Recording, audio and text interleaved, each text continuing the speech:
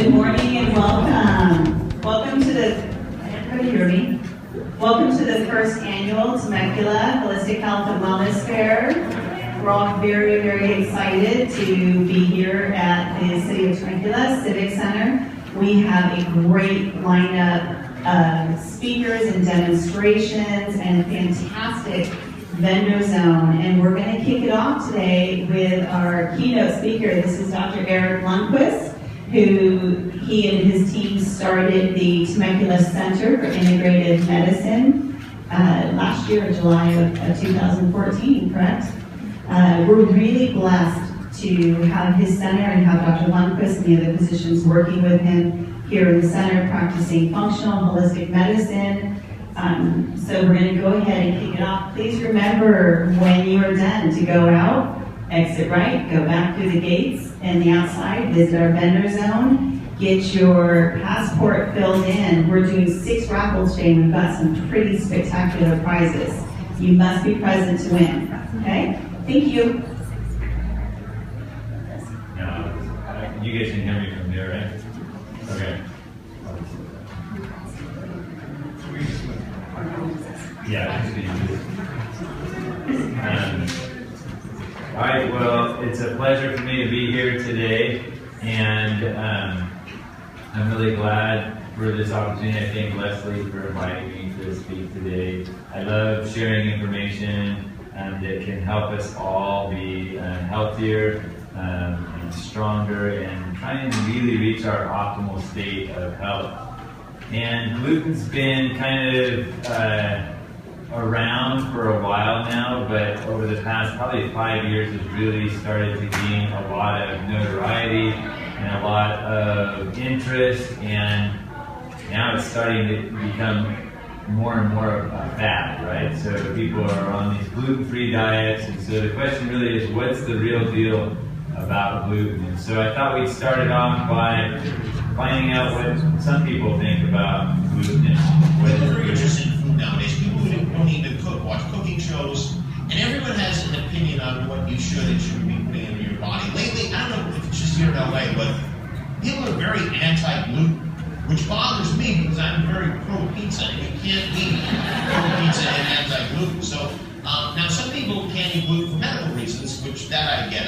It annoys me when I get it. But a lot of people here don't eat gluten because someone in their yoga class told them not to. I keep asking people about this, and I started to wonder, how many of these people even know what gluten is? So we decided to find out. Gluten, in case you didn't know, and I didn't know this, is a mixture of 2 proteins found in wheat and some other natural grains. But here in LA, it's comparable to Satanism. It's So we sent a camera crew out to a popular exercise squad right in the street from us to ask people who are gluten-free a simple question: what is gluten? What is this thing you will not eat? So we're going to meet a person that doesn't eat gluten, and together we're going to guess if they know what gluten is. Are you ready?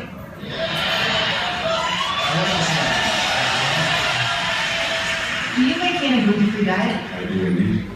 And what is gluten? Okay, does he know what gluten is? Everyone says no. Well, as far as for me, how it affects my body, But what is gluten? this is pretty sad because I don't know.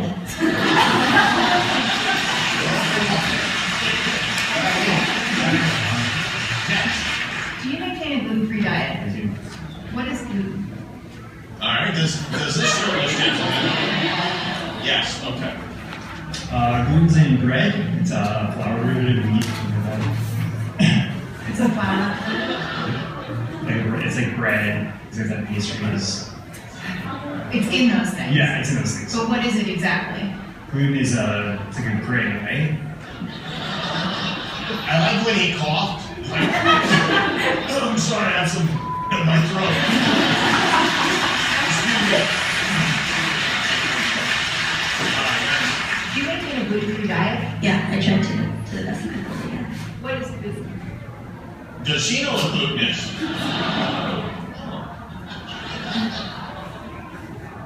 It's the wheat in products such as like bread or pastas, rice. Why do you avoid it? It makes you fat.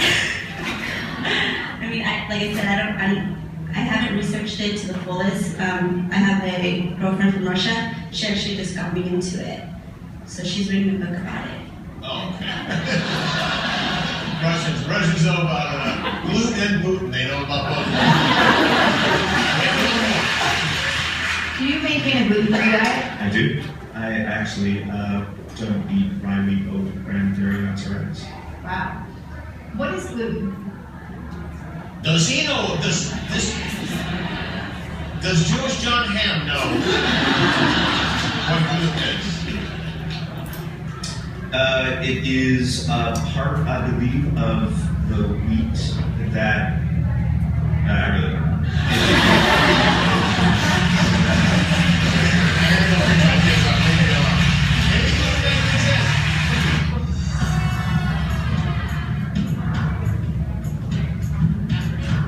Alright, so hopefully after today you will know what gluten is. So if you ever caught on candid camera, then you'll know how to answer that question.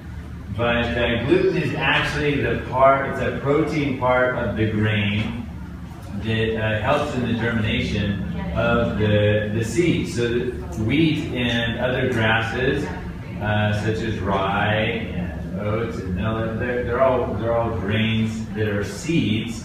And when they're germinated or sprouted, they allow for the reproduction of that plant. So gluten is contained within the part of the grain that allows for the seed to germinate. So actually when you sprout grains, you actually partially digest the gluten protein down, so you actually have less gluten in grains that are sprouted, and so that's why sprouted breads tend to be better tolerated. The question is, the Bible talks about gluten being the staff of life, so it can't be that bad, or not gluten, but bread and wheat being the staff of life. So why would, in the world, we want to avoid something that has been around for millennia and has been something that we've been digesting and eating for a long time? So is there really a problem with this? This is what, for those of us who read the New Testament, we see, even Jesus compares himself to the bread of life. So how can this be so bad? What's the real problem? The real problem is our modern wheat. Now, in an effort to feed the world, scientists got together and they thought, how could we make a wheat product, since it is the staff of life, more productive, yield more in a smaller acreage, and have a higher production. So that's what they did. They set out to start taking different strains of wheat, and they came up with a hybridized wheat that instead of being about 3 to 4 feet tall is only 18 inches tall. And in doing so, they developed a wheat that was very fat, full of gluten and starch. It has 4 times the amount of gluten as our ancestral wheat had. And if you even look at the size, the difference between these different grains. So as they started to hybridize those, you can see the difference in the amount of gluten and starch in these grains. And that's where the real problem has come. The other aspect of this is the genetics. So a chromosome is what all of us have in our cells that allows us to reproduce. So it's what holds our DNA, and in humans we have 46 chromosomes. Well, in the ancient wheat, that in the Old Testament, there was 14 chromosomes in that, in a wheat called emmer wheat. It was developed, and as it was cultivated and hybridized into a form called einkorn wheat that has 28 chromosomes. This new dwarf wheat has 42 chromosomes. Now, to give you an idea, chimpanzees have 48 chromosomes. So they have 2 chromosomes more than we do, and look how different they are.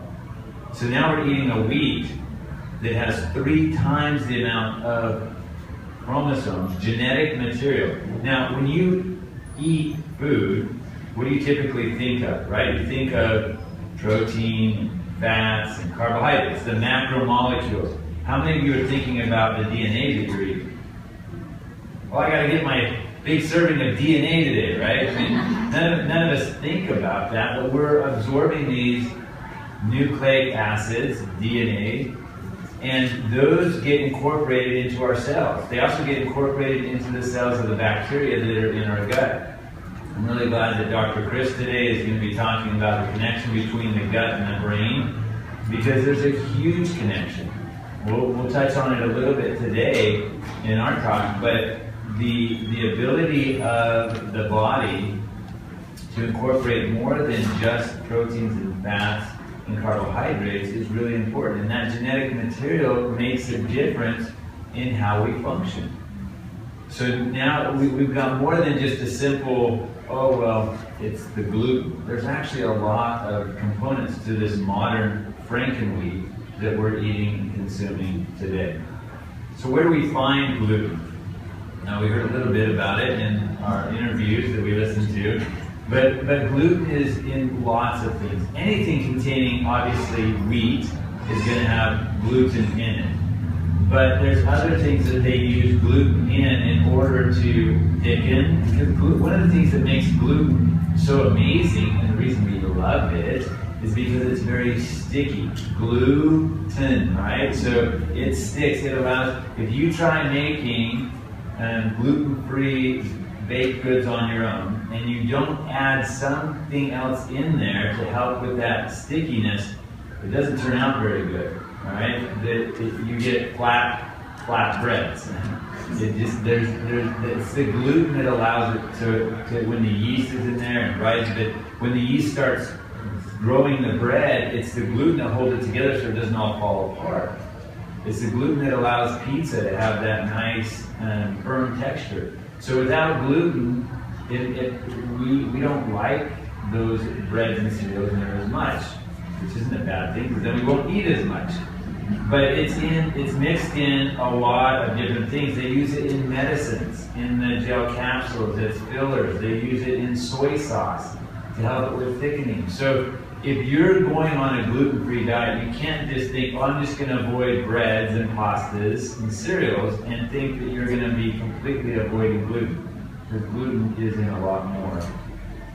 So what are some of the things that we're now discovering from a medical standpoint that are affecting our bodies because of this gluten overload? Because we're getting now 4 times the amount of gluten in the wheat that and I'm not talking about just commercial wheat, I'm talking about organic wheat, all right? The organic dwarf wheat, or soft white wheat, it's not sprayed with chemicals, it's not genetically modified. Now there's some confusion here thinking, oh, well, wheat's genetically modified. It's not, but it's been hybridized, and in changing that genetic structure, it changes the content and the structure of it, and it's no longer the type. So our bodies still recognize it, unlike some of the GMO stuff, but it's more harmful to us than what we had before. So there's a lot of these different medical problems that have underlying root causes that are associated with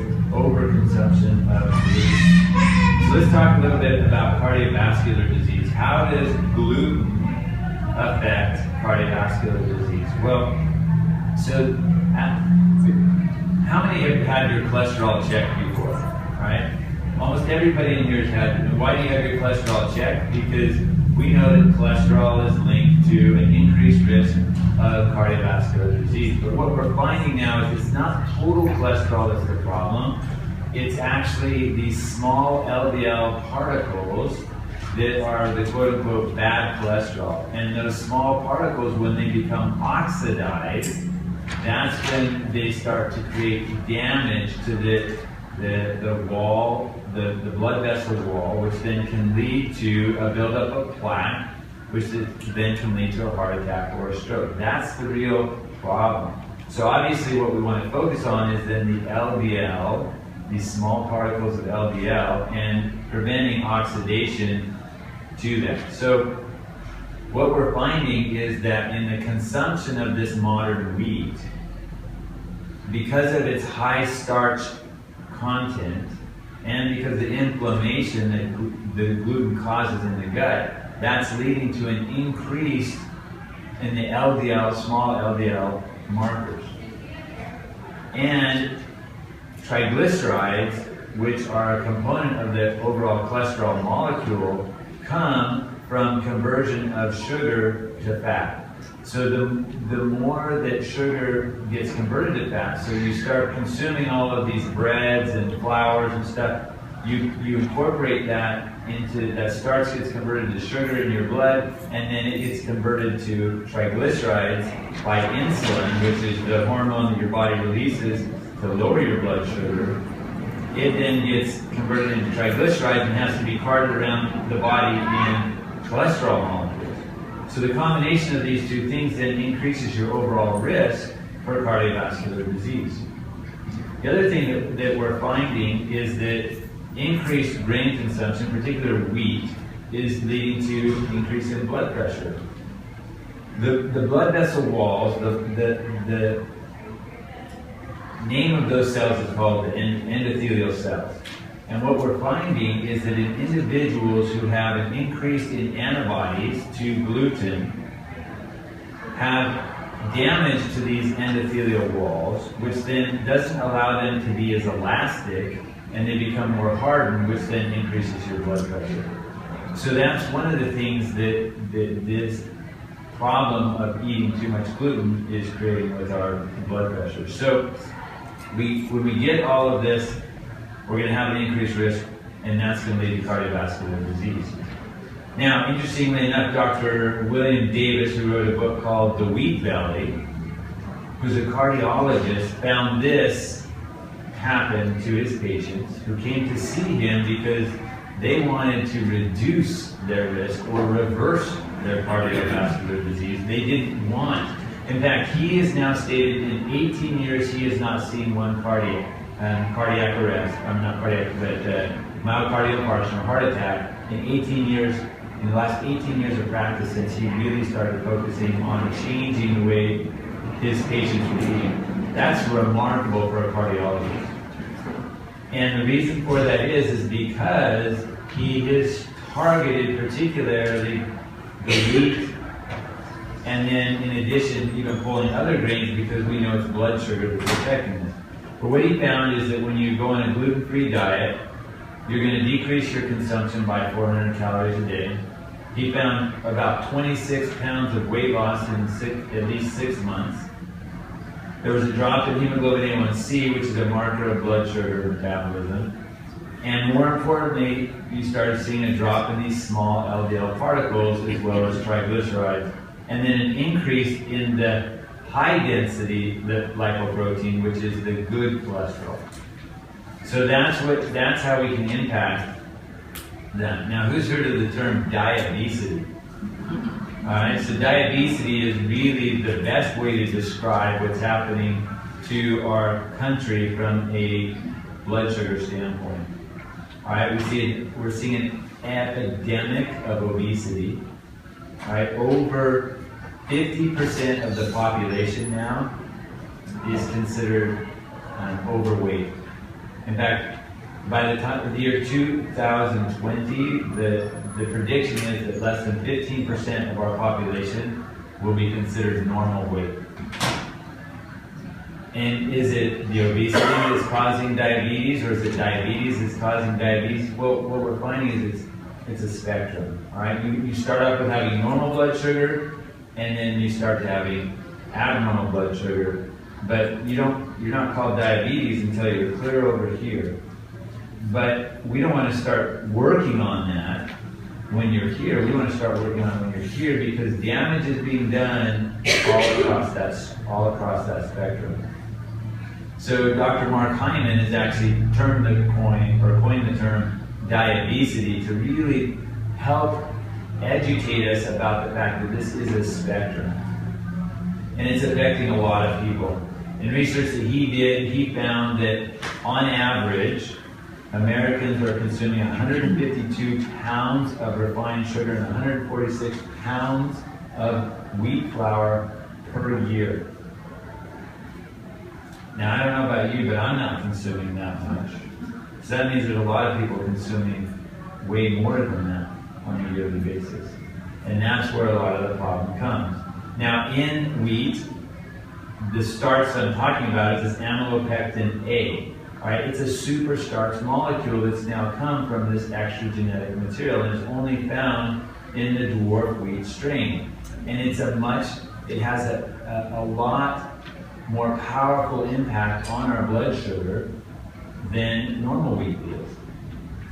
Raise your hand if you know what einkorn wheat is. So we have a few people, maybe 10% people in here have actually heard of einkorn.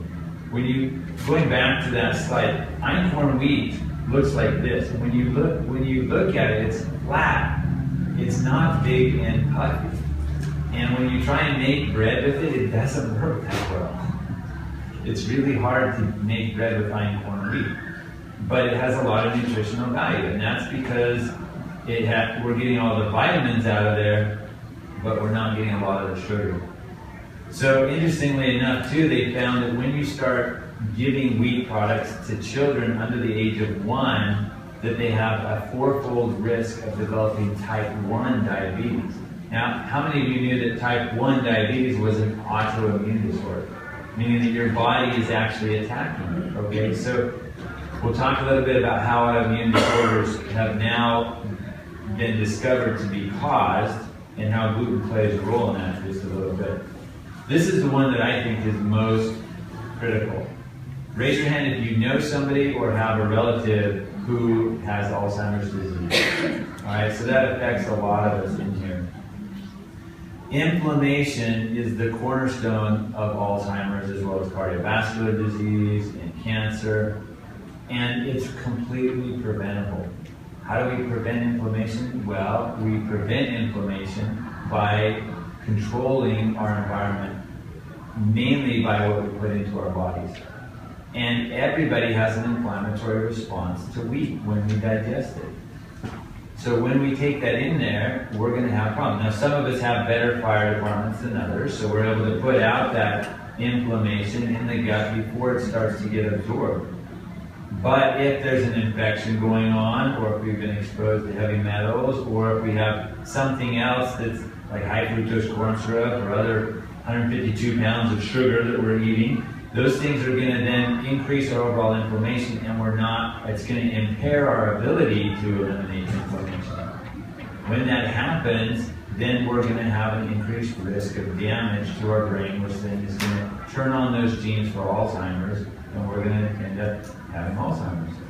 Interestingly enough, in countries like India, where they use a lot of anti-inflammatory spices like turmeric and curry, they have a much, much, much lower incidence of Alzheimer's disease than we do here in the States. And interestingly enough, in the medical journal Lancet Neurology, they calculated that 54% of all cases of Alzheimer's today could have been prevented if the diet had been modified earlier. So what that tells me is that we can't wait until we've already hit that point. Now, amazingly enough, there was a study that came out this past year with 10 individuals who had early onset Alzheimer's, 7 of which had to quit work because they were disabled. And in modifying their diet and targeting their blood sugar and inflammation, they were able to actually reverse the Alzheimer's. It's the first study that actually shows reversal of Alzheimer's, and 6 of those 7 went back to work. The 7th could have, but he chose not to. So, and these are all individuals that were over 65. So that's remarkable. And we're also finding that blood sugar plays a significant role in the development of Alzheimer's and these neurofibular tangles. And so there are some neurologists now who are actually calling Alzheimer's disease diabetes type 3 because of the effect that elevations in blood sugar has on the brain. And just small fluctuations in blood sugar and increases can cause a shrinkage of the brain, and that was released in the New England Journal of Medicine a couple of years ago. So now we go to the other end of the spectrum and what's happening in our brains when we're young. We're seeing a huge increase in autism and ADHD. In fact, 1 out of every 4 boys in this country is diagnosed with ADHD every single year. And it's starting younger and younger. And 1 out of 10 of kids overall are being put on stimulant medication to treat for ADHD. So our kids are getting put on cocaine, and we're wondering why they're, stoned out of their minds by the time they reach high school. Well, it's a problem. Now, what's interesting is that when they looked at, in this one particular study, they looked at 67 kids who had ADHD, and they screened them for celiac disease. They found 10 of those 67 had celiac disease. Now, to give you an idea, celiac disease in our population is about 1.5% right now. So that's a huge number in these types of kids. And when they put them all on a gluten-free diet, their behavior scores significantly improve and they're able to focus better. And when we look at autistic kids, a quarter of all autistic kids have autoimmune markers against gluten. So it makes a lot of sense then to eliminate gluten in these kids. Now, autoimmune disorders are when our body is starting to attack ourselves. We have an amazing capability of fighting off infections and to get rid of foreign toxins and things and prevent those things from ever getting into our body. However, when there starts to be damage or an imbalance of our immune system, certain genes may get turned on that will then allow those antibodies to recognize proteins within our body as harmful. When that happens, then our body starts to attack ourselves as though we were a bad infection, a virus, or a toxin, and then we start to have damage. Crazy thing about autoimmune disorders is that you'll start to develop antibodies between 6 and 7 years before you ever have symptoms. So if you don't recognize it soon enough, then it's going to be a big problem. And one of the main autoimmune disorders is celiac disease. And that's where initially we focused all of our efforts on gluten-free diets within individuals who had celiac disease, because we found that in taking gluten out of their diet, their celiac symptoms improve. And basically what happens is that when you start to digest gluten and the immune system is exposed to the gliadin protein within gluten, it starts to release inflammatory chemicals. When that happens, then the body starts to mow down these little villi, which are where we absorb nutrients, and it starts to create a leaky gut. So about 35 to 40% of our population carry the genetic predisposition towards celiac disease, but only about 1 to 2% will actually develop celiac disease. So just because you have this celiac gene doesn't mean necessarily that you will develop celiac disease. But what's interesting is that with the changes in the genetic content and the starch content of the modern wheat, is that now we're seeing people even into their 70s turn on that gene and develop celiac disease. So it used to be thought, well, this is young, they get exposed to wheat when they're kids and then they start to develop. We diagnose it, call it celiac sprue, because of diarrhea and things, but now we're finding that it's affecting everywhere. And a lot of people are asymptomatic because we talked about, the antibodies start long before the symptoms get there. So unfortunately, Goldilocks was gluten intolerant. So there's a difference then between gluten sensitivity and celiac disease. So celiac disease is when your immune system, so if you think of your immune system, there's like the Marines, which are like the initial defense, and they attack things that come in. But when your body has to employ the Army and the Navy and bring in the big guns, that's when significant damage starts to happen. So when that happens, then we develop celiac disease. But if it's just initially the Marines are in there and taking out the enemy a little bit, there's going to be inflammation, and that's going to lead to some antibody production, but it's not going to be full blown. And so what we see is some crossover between gluten sensitivity and celiac disease in the gut inflammation and some immune response to gliadin protein and increased immune type cells called neutrophils to help in fighting it off. But we don't get this overall intestinal damage that you get with celiac disease. So some of the symptoms of celiac disease is chronic diarrhea, abdominal pain, weight fluctuations, weakness, smelly, fatty stools, and you see there's some similar intestinal symptoms to gluten sensitivity, but not quite as profound. Same thing, you can have severe damage with celiac disease to other parts of the body, and this is the part that has to be remembered, okay? That it's not just a problem of the gut. And so the gluten sensitivity is where the problem can also happen. So these are the tests that we use in order to identify whether or not you're producing antibodies. This NHC is your genetic predisposition. And basically, there's another test called the Cyrex Array 3 that looks at this transglutaminase 6, which actually looks at a leaky brain and looks at gluten attacking the brain.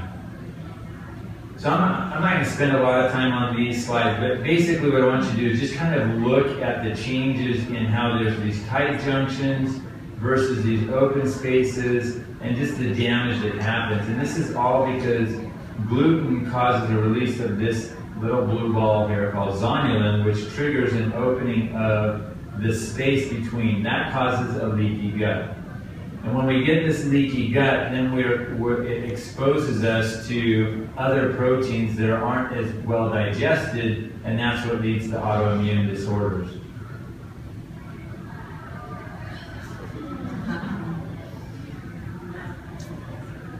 So why should you avoid gluten? All right, because it causes inflammation, it's going to raise your blood sugar, it's going to worsen your cholesterol. Gluten ataxia, which is a problem in the cerebellum, which is caused by the same autoimmune disorder as celiac disease, is something that once that damage happens, it cannot be reversed. And that's only discovered late. Alzheimer's disease and other things. So the only way that we're going to really prevent some of these things is on a gluten-free diet. Now, because we all have inflammatory responses to gluten, we need to consider avoiding gluten to some extent. And like we talked about before, if you find that you're not producing antibodies, you can ask your doctor for tests against this. You can also limit the amount of gluten that you're taking in, and that may, for 70% of us, really make a difference. And so if you're having cardiovascular problems, if you're having neurological problems, if you're having autoimmune diseases, then considering a gluten-free diet is something that's actually a lot easier today than it used to be. And the thing to remember is that you want to eat foods that are gluten-free, not necessarily gluten-free foods. What do I mean by that? Well, some of the other flours aren't necessarily that much better for you from a blood sugar standpoint. So having a gluten-free donut may not be as damaging to your gut as a gluten-containing donut, but it's still junk food, all right? So it doesn't mean I can have gluten-free muffins every day and gluten-free cereal and all of these things, because it's still going to be a problem. And so consider going on a gluten-free diet. You need to be on one for at least 4 to 6 weeks to really see an impact. All right, so I have a few minutes to answer some questions, and here's some of the resources you can look at. And then also, you're welcome to send us an email. We're starting a website called Conscious Health Company, and right now the web address is ndrivennutrition.com. And we're going to be putting out a lot of educational information out on this, and so it'll be a great resource for learning more about this. Any questions about what I talked about today? What about the gluten-free rice pasta? Is it just rice? What do you want to know about them? Like, are those the dangerous ones you should avoid too, even though they're not gluten? Okay, so the question is, what about some of the gluten-free pastas like rice pasta? Should that be avoided as well? Is it just as damaging? It's just like brown rice, that's the only ingredient. Right. So anytime we process these flours, then we actually break down, and depending upon how they're refined, if they pull the bran, if it's the whole grain, then it's going to be better because it's going to have some of the protein and it's going to have some of the fiber. When they pull that out of there and all you get is the starch, then actually rice flour has a higher glycemic index than wheat flour. But the modern wheat flour has a higher glycemic index than table sugar.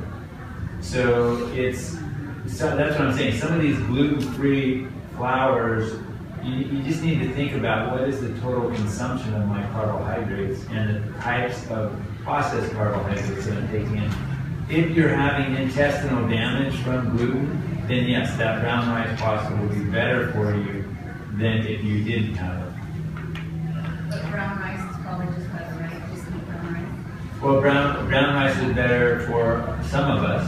Other people have problems with another protein that's called lectin, but that's different problems. What about Yeah, go ahead.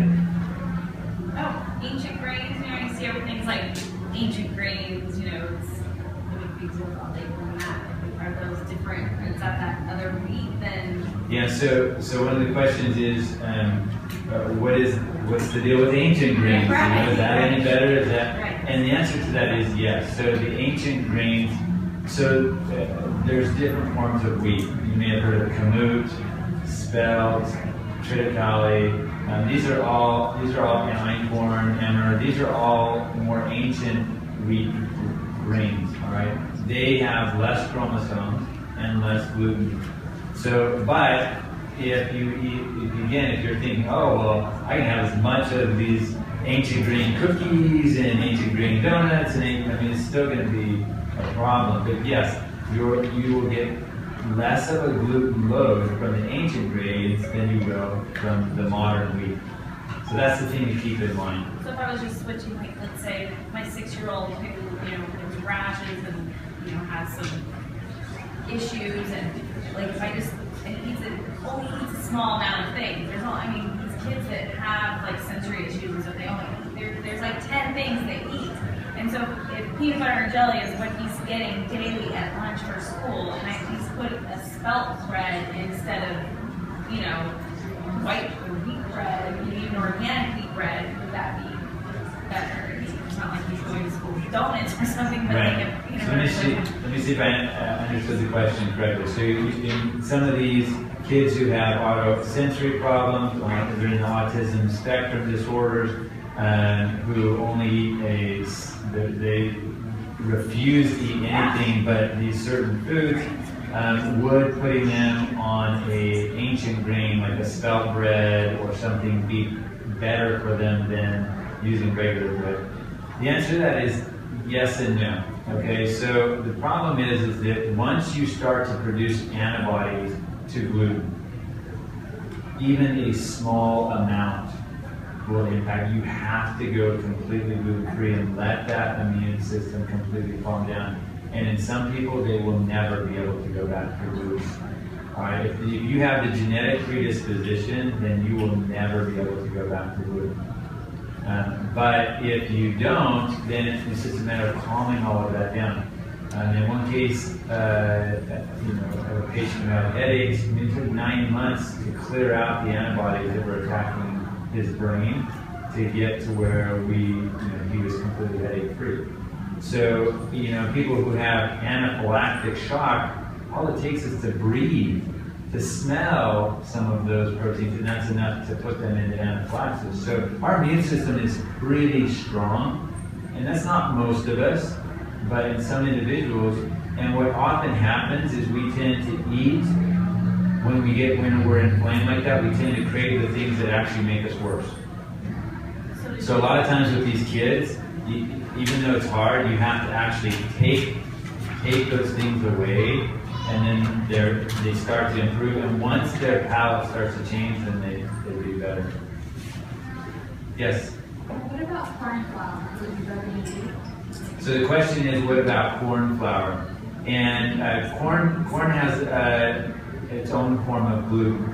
So there's some cross reactivity in some individuals. But the other thing with corn that you have to be careful with is that over 80% of the corn in this country is genetically modified and contains a gene, and this is what we're talking about absorbing DNA, it contains a gene for Bt toxin, which basically punches holes in your gut. And it gets absorbed by the bacteria in the gut, and then they take that genetic material in, and guess what? They become genetically modified, and they start producing that toxin. Most of you don't realize, and Dr. Chris will probably talk about this, but you have more foreign DNA in you in your gut than you have your own DNA. And we need that, and we have to have a nice working relationship, but if we don't, it's a problem. And these genetically modified foods can be problematic. So you have to make sure that you have non-GMO. And so if you have non-GMO corn and you're making your own corn flour, then that's going to be better. Again, corn starch, which is when you take everything away, that has a really high glycemic index. And so it's just a matter of if you're having disease problems, you want to move away from these things in your diet until your disease starts to improve. Then bring it back in small quantities. Whole grains are going to be much better than processed, refined grains. Yes? Do you recommend any particular brands? Because nowadays when you go out shopping, you're going to see a lot of companies, or maybe not even reputable companies, that's gluten-free. And is the government controlling that? Or because how do you know if it's actually gluten-free? Do you know they raise the price significantly just because they'll put a little label, gluten-free? Yeah, so the question is, do I recommend any brands? And the second is, how can we be assured that if it says gluten-free, that it actually is gluten-free? Well, in order for it to put that label on there, literally it's tested, and I can't remember the specific number, but it's down in, they can't detect it at a millionth particle. So, it really has to be gluten-free. If the FDA were to come out and test one of their products and they found that they weren't compliant, it's a huge, huge, huge fine, almost catastrophic to their business. So those businesses are not willing to make that claim because it would literally, the FDA's put such a high penalty, it will kill them. So you can be pretty assured that if it says gluten-free, that it is. Now, granted, we're in a commercialized country and scruples are not always seen, but you should be able to. There's actually some nutraceutical companies now that have come out with some digestive enzymes to help break down gluten. They're not cheap, but they, for those people who are concerned I may be eating out, or I just want to make sure that I'm not exposed, particularly to those people who are super sensitive, you can use one of those digestive enzymes beforehand. But as far as brands go, most gluten-free product brands are probably pretty good. So, all right, I think we're good, right? We're done. All right, thank you.